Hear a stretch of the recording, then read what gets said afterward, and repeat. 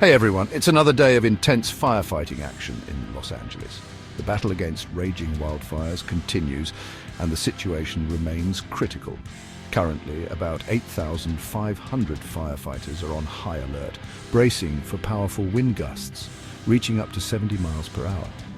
These Santa Ana winds, combined with extremely low humidity, are creating the perfect storm for fire spread. Two major fires are at the forefront of this crisis.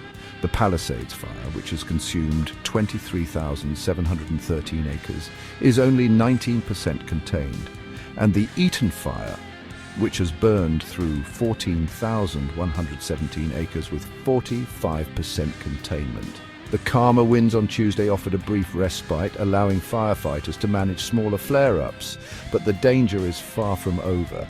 The human toll is heartbreaking. These fires have claimed 25 lives and left over 12,000 structures damaged or destroyed. Currently, 82,400 residents are under evacuation orders, with another 90,400 under evacuation warnings. It's a dire situation and the economic impact is staggering. AccuWeather estimates potential losses between $250 billion and $275 billion, possibly making this disaster costlier than Hurricane Katrina. Fire Chief Christine Crowley has emphasized the ongoing danger, urging everyone to stay vigilant. The combination of dry brush, low humidity and fierce winds means that even a small spark can lead to catastrophic consequences.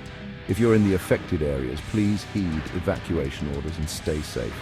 And for those of us watching from afar, let's keep the brave firefighters and all those affected in our thoughts. Thanks for tuning in and stay safe out there. Don't forget to like, subscribe and hit that notification bell for more updates.